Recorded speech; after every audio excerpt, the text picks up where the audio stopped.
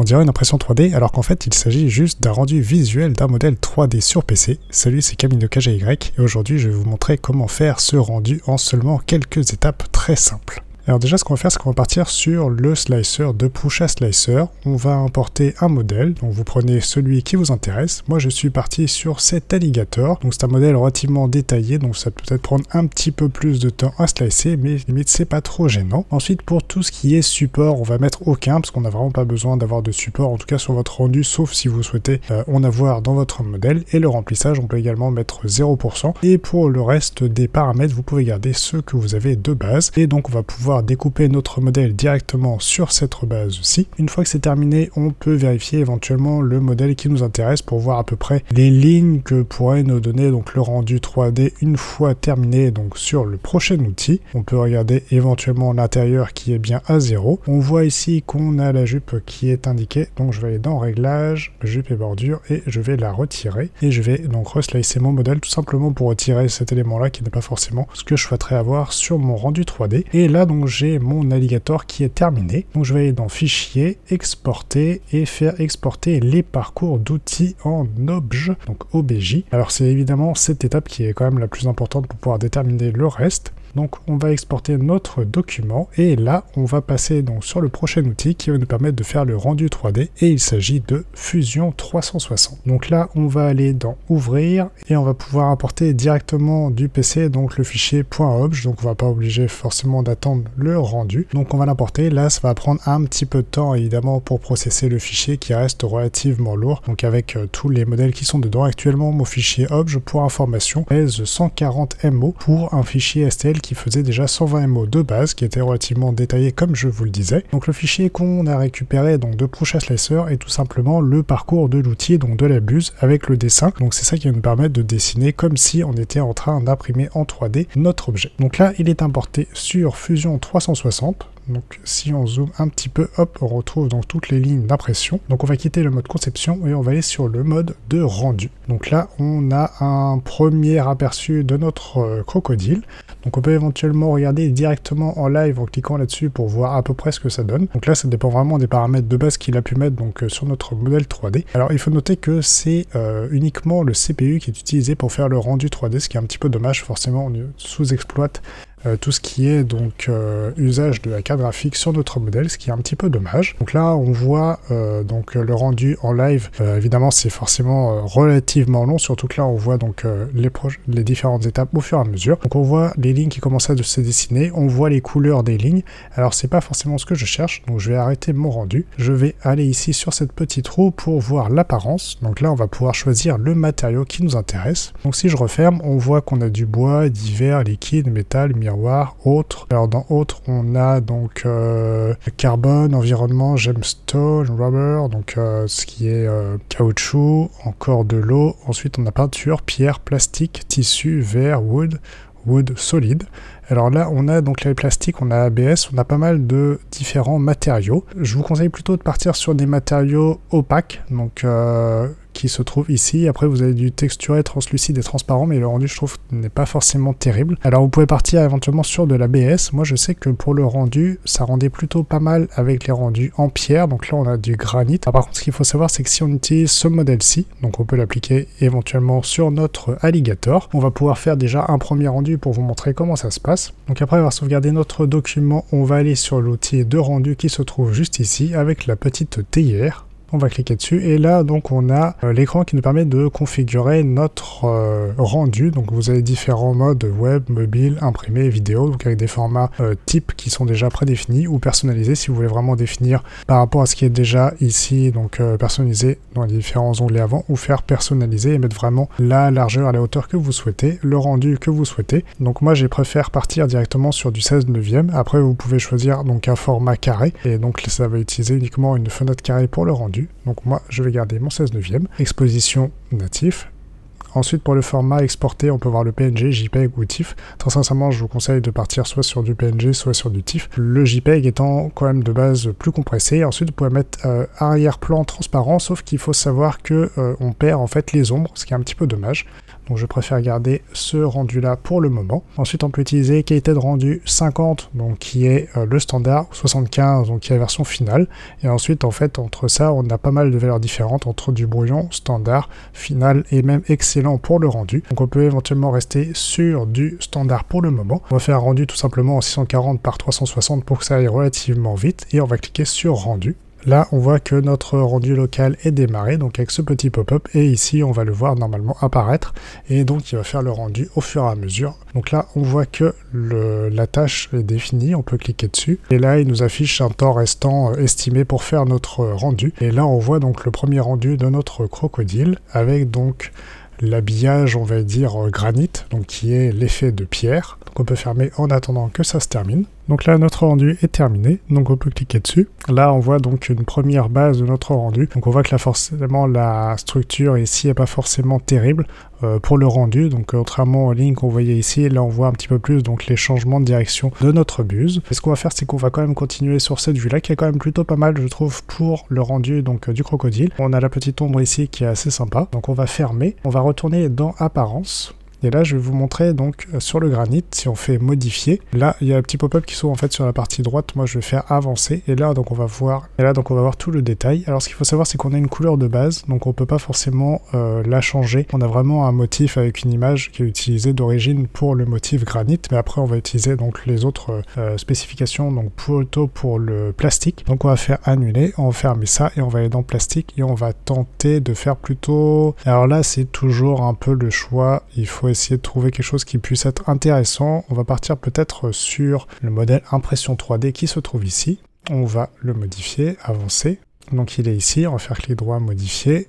Là, il nous offre une petite pop-up pour changer la couleur. Alors là, je peux pas vous le montrer parce qu'il est passé sur l'autre écran. Et donc, en fait, on va pouvoir la changer éventuellement ici. Donc, on peut partir sur une espèce de vert un peu plus foncé. Alors, un crocodile, je sais pas exactement quelle est la teinte. On va partir sur quelque chose comme ceci. Voilà, on va faire OK. Ici, on voit déjà une première prévisualisation donc, de ce qu'on est en train de faire. Donc là, on a le rendu qui est vraiment le rendu rapide. Après, on a le rendu brouillon qui est vraiment un premier rendu de notre modèle 3D, donc qui se met au fur et à mesure, vous allez voir, mise à jour, là il est terminé, et on peut même faire un rendu production, donc là qui est le même rendu en fait que celui qu'on aurait au final, donc on voit que c'est beaucoup plus long à traiter.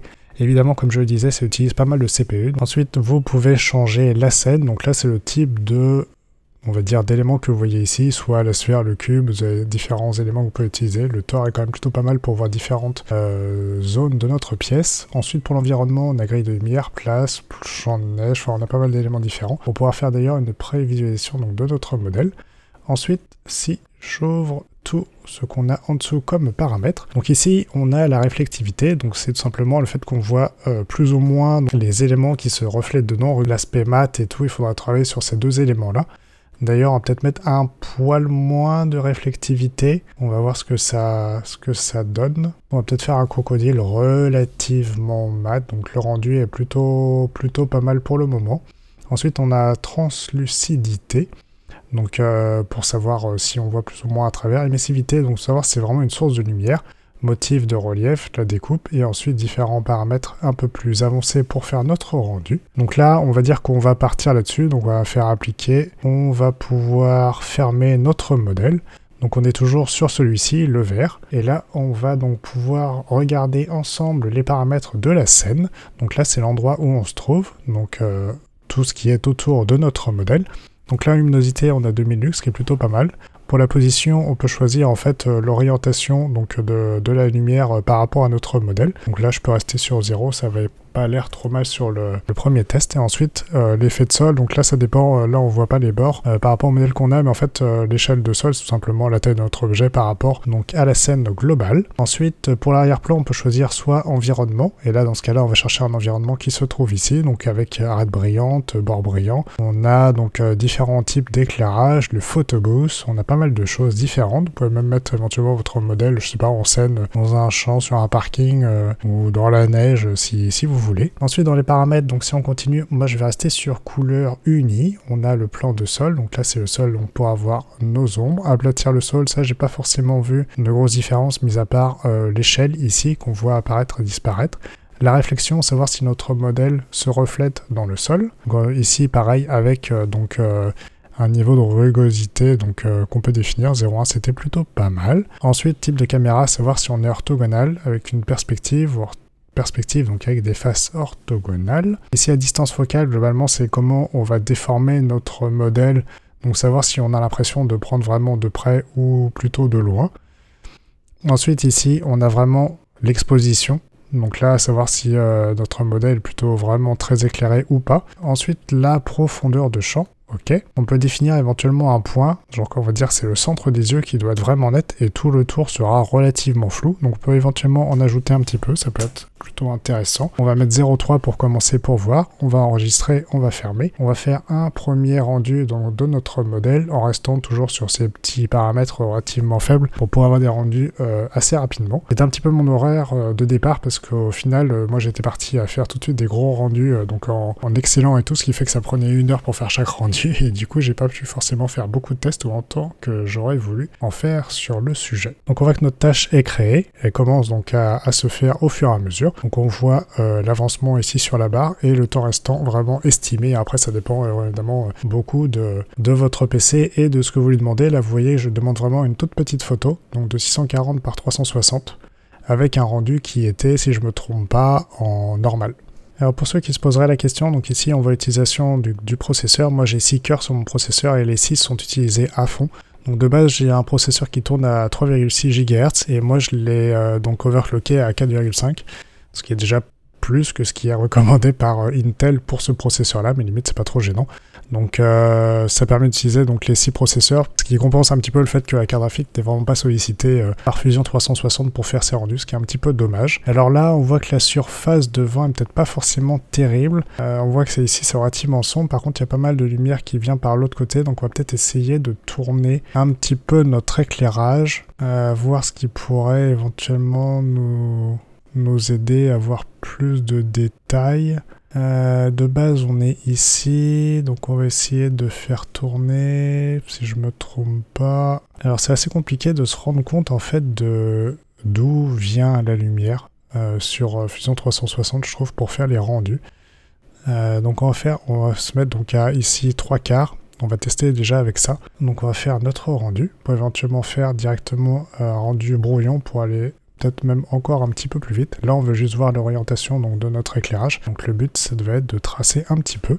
Là on voit que le rendu est quand même déjà nettement plus rapide, ça prend uniquement quelques secondes. Alors le rendu est vraiment pas très beau pour le coup. Alors c'est peut-être le flou aussi que j'ai ajouté. Non, je pense pas que ça gêne de trop. Parce que si on regarde en fait, on n'a pas beaucoup de détails. Donc on va refaire notre rendu en standard. Donc là, le rendu est terminé en standard et on voit pas grand chose. On a l'impression que la lumière en fait vient de l'arrière, ce qui n'est pas vraiment ce qu'on cherche. Donc on va le modifier encore un petit peu et on va le mettre pour le coup vraiment tout à droite pour voir ce que ça donne. On va enregistrer fermé, faire notre rendu en standard. Donc le rendu est terminé en standard. Et pour l'éclairage, ben, ça ressemble fortement à celui d'avant quand même. Hein. C'est un peu En fait, mon principal souci, c'est vraiment gérer l'éclairage sur Fusion 360. Vraiment beaucoup de mal en fait à savoir qu'est-ce qu'on change, d'où il vient, parce que moi sur cette photo, pour moi, il est quand même parfaitement du même côté, donc peut-être que quelqu'un parmi vous en fait beaucoup plus et saurait nous aiguiller sur le sujet, mais clairement de mon côté, je vois pas forcément de grosses différences. Alors ce que je vais faire, c'est que je vais revenir donc sur l'éclairage d'origine, je vais fermer, mais par contre je vais faire un rendu nettement plus grand et plus détaillé donc, que celui que j'ai fait, donc je vais le faire en 1080 avec un rendu final. Alors le rendu excellent est forcément beaucoup mieux, mais prend beaucoup plus de temps. Donc moi je vais rester là-dessus pour le moment et on se retrouve juste après. Le rendu est maintenant terminé, donc si on l'ouvre, on voit donc notre lumière qui vient toujours à peu près du même endroit. Par contre, on voit forcément beaucoup plus tout ce qui est donc changement de trajectoire. Donc ça, c'est un rendu que j'ai pas forcément réussi encore beaucoup à masquer, mais je pense qu'en jouant sur la réflectivité et la rugosité, on arrivera peut-être à les masquer. Donc si certains arrivent à des bons paramètres là-dessus, n'hésitez pas à les partager dans les commentaires, ça m'intéresse. Ensuite, donc pour ce rendu, on va cliquer donc sur télécharger pour pouvoir, vous l'aurez compris, télécharger le fichier. Et si on l'ouvre, ça nous donne ce document-ci qui est quand même plutôt bien détaillé. Donc évidemment, vous pouvez augmenter la résolution. Si on ferme et qu'on retourne sur l'outil, on voit que dans rendu, on peut aller en fait au maximum jusqu'à 4000 pixels. Donc si on voit qu'on augmente de 1, il va nous dire d'ailleurs qu'il veut pas. Mais par contre, si on augmente celui-ci, il va voir qu'il veut pas qu'on augmente au-delà. Donc on peut aller monter jusqu'à 4000 pixels, ce que j'ai fait pour certains rendus, donc qui étaient les plus détaillés. Après, vous pouvez évidemment zoomer plus, mais le modèle suivant, si vous zoomez vraiment de beaucoup comme là, on est quand même relativement près, vous allez faire apparaître éventuellement plus facilement des défauts quand vous allez zoomer dessus. Donc voilà, là on a fait notre rendu de notre crocodile. Donc si on regarde notre couleur, franchement c'est plutôt pas mal. On va peut-être faire un petit peu plus foncé, mais ça rend plutôt bien. Ensuite, si vous voulez faire un rendu à 360, ici on a la plaque tournante, et là donc on va pouvoir le faire uniquement en utilisant donc des crédits qui sont disponibles via les serveurs qui sont derrière donc Fusion 360. Donc là pareil, on pourra choisir la résolution que l'on souhaite, donc toujours avec le format hauteur sur largeur, 6 images donc pour faire le tour, ou 36 images. On peut choisir un rendu standard ou un rendu final. Et ici, on voit qu'on utilise des crédits qui sont disponibles. Donc, vous en avez peut-être déjà avec votre compte. Donc, vous pouvez regarder. Si jamais vous voulez faire un test, que vous avez un modèle qui est plutôt pas mal avec des bons réglages, vous pouvez le lancer éventuellement là-dessus. Et sinon, je pense qu'il faudra donc ajouter des crédits sur votre compte pour pouvoir le faire si vous n'en avez pas. Donc là, on va se rendre sur ce modèle-ci, donc qui est une tête de Bouddha que j'ai fait donc en rendu 3D. Si on ouvre ici, donc j'ai fait mon rendu directement donc de la statue, donc avec un rendu pierre, donc granit que je vous ai montré juste avant. Donc là j'ai fait une petite image et ensuite j'ai fait un rendu 3D comme je vous l'ai expliqué donc juste au-dessus. Donc ça nous donne ceci comme rendu, sachant que là on a 36 images. Donc on voit qu'au niveau de l'éclairage, on est quand même toujours sur l'éclairage de base, mais par contre la luminosité est relativement plus basse. Donc quand on voit en fait entre les deux images, il n'a pas forcément gardé ce paramètre quand on lui a demandé donc de faire le rendu 360. Donc le rendu 3D final donne ceci. Donc on a nos 36 images qui sont rendues en 1080p ici, donc en 1920 par 1080, ce qui est quand même plutôt pas mal comme résultat. Et en fait par rapport à des pièces que vous souhaiteriez montrer éventuellement sur votre site ou quoi, ça permet quand même tout de suite d'avoir un bon aperçu. Ensuite, si on regarde quelques images de rendu que j'ai fait, donc là c'est la première posture donc que j'ai faite de la statue, donc celle que j'ai utilisée évidemment sur la miniature, donc avec différentes orientations donc de lumière et donc luminosité pour voir qu'est-ce qui pourrait correspondre le mieux. Une fois que j'ai fait mon choix, je suis parti sur une résolution donc plus importante avec encore plus important au-dessus. Donc là sur celle-ci j'étais en 1920 par 1080 et ici je suis en 4K comme résolution. Donc on voit qu'on a quand même pas mal de détails sur notre modèle et j'ai même fait un rendu encore un petit peu plus proche, donc toujours en 4K. Donc ici on voit en fait les petites billes de plastique qui sont en forme de losange, donc il fait vraiment des petits à-coups. En plus ici on voit que c'est quand même assez marqué et c'est ça qui est un petit peu dommage sur le rendu, c'est qu'en fait on les voit je trouve un petit peu trop, qui n'est pas très réaliste par rapport à l'impression 3D pour le coup. Ensuite si on fait le tour des autres modèles que j'ai fait en rendu 3D, on a cet éléphant donc qui est aussi également très détaillé que j'ai fait en 4K, mais pareil on voit comme vous le voyez donc cette texture de changement de direction. Ici on voit encore plus donc sur l'éléphant en pleine taille, donc en 4K ici. Donc on voit les pattes et tout ce qu'il y a. On a même mis le reflet donc dans le sol qui se trouve juste ici. On a de nouveau notre tête de Bouddha, donc avec différents éclairages. Ici j'ai réussi à avoir un éclairage que je trouvais plutôt pas mal, mais j'ai eu du mal à le retrouver par la suite. Ensuite on a ce petit benchy où là l'éclairage n'est pas forcément terrible et j'ai testé pas mal de matériaux en fait sur les autres modèles que vous allez voir. Donc ici pareil avec une mise au point plutôt par ici, avec donc vous voyez le flou qui apparaît autour. Donc c'est l'élément de perspective que je vous expliquais tout à l'heure. Et là on voit que j'ai changé donc la position du point. Vous voyez entre les deux que j'ai dû changer, je crois que j'étais ici au début, donc on voit que c'est plus net. Et par contre ici on voit que c'est par ici que c'est plus net. Ensuite on change avec le benchy, pareil la résolution n'est pas terrible pour le coup, je pense que ça doit être un rendu brouillon celui-ci qui n'est pas terrible. Ensuite on voit un petit peu les lignes sur ce câble de calibration. On a le benchy, on voit nettement plus les lignes et là par contre je trouve que ça rend beaucoup mieux, donc on voit les différentes lignes et ici donc le pattern pour l'impression. On le voit aussi également ici sur cette partie là et on a donc l'effet de flou avec la mise au point qui était plutôt faite ici. Pareil sur ce benchy en vert on voit quand même plutôt pas mal les différentes lignes et donc le pattern ici je trouve trouve que le rendu est vraiment sympa pour le coup, même si par ici sur la coque on voit quand même les changements de direction de manière assez nette. Ensuite sur cette impression donc plutôt de Noël, on voit que le rendu est relativement flou, donc pareil on n'a pas un rendu très élevé. Là on a un rendu donc avec le fond transparent, donc on perd en fait tout ce qui est ombrage, ce qui est un petit peu dommage. On a notre Banshee cette fois-ci qui est rouge, donc pareil on voit les lignes qui sont relativement marquées. Cette partie là je trouve que le rendu est plutôt sympa. Ensuite on a le même Banshee donc qui est en bleu, donc pareil on voit un petit peu les lignes ici et pas mal le pattern plutôt sur l'arrière là. Là pareil j'avais fait un rendu avec le revêtement acier, donc je trouvais pas ça forcément terrible en termes de résultats. Je trouve qu'on voit beaucoup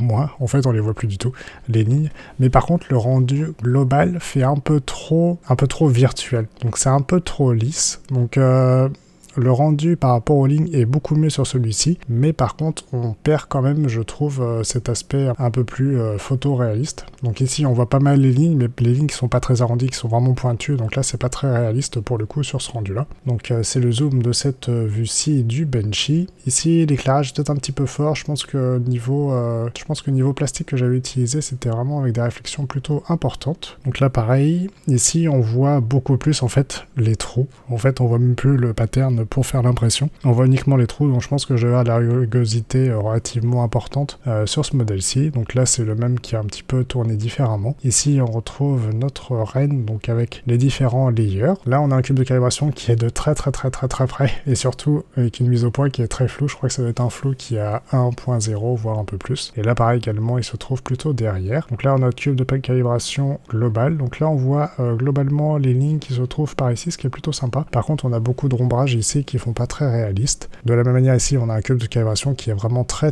lisse. Ici on voit beaucoup plus le pattern sur celui-ci que j'avais fait en gris. En blanc on voit pas grand chose comme en vrai d'ailleurs. Ici on voit très peu donc les lignes de marquage de notre rendu, mais par contre c'est pas très réaliste en termes de finition. Ici on a d'autres couleurs. Ici pour information c'était l'effet bois donc sur le Ren qui rend plutôt bien avec un aspect un peu mat. Donc ici on voit donc les différentes lignes d'impression. Ici on a une mise au point plutôt sur l'arrière de notre haut de Banshee qui est fait un peu réaliste avec ce flou devant. On peut se demander si c'est une vraie impression ou non. Et ici par contre quand on dézoome on voit que les couleurs sont un peu trop criardes pour être réalistes. Là on a notre reine plutôt de face où pareil on voit un peu trop les lignes sur le côté. Notre cube de calibration vert où on voit pas mal le pattern sur le dessus. Là pareil en orange, celui-là est plutôt pas mal au final. Il ressemble un peu à notre cube de calibration, vous savez, avec notre Dual PLA custom fait maison avec cette espèce de jaune-orange entre les deux faces. Là, on a notre Banshee qui est plutôt pas mal en termes de résolution. Franchement, le rendu est plutôt sympa. Il fait assez réaliste pour le coup. Je trouve avec le pattern qu'on voit derrière, donc les ombrages et tout, ceci rend plutôt bien et c'était donc notre dernier modèle que j'ai fait en rendu 3D. Donc j'en ai fait un certain nombre, il faut tester un petit peu tout ce qui est translucide, rugosité pour pouvoir avoir des résultats qui soient vraiment sympas par rapport à ce que vous souhaitez faire. Donc voilà, ce sera à peu près tout pour cette vidéo. Donc si ça vous a plu, n'hésitez pas à liker, partager, vous abonner si ce n'est pas déjà fait. Sur ce, je vous laisse et je vous dis à très bientôt dans une prochaine vidéo. Salut!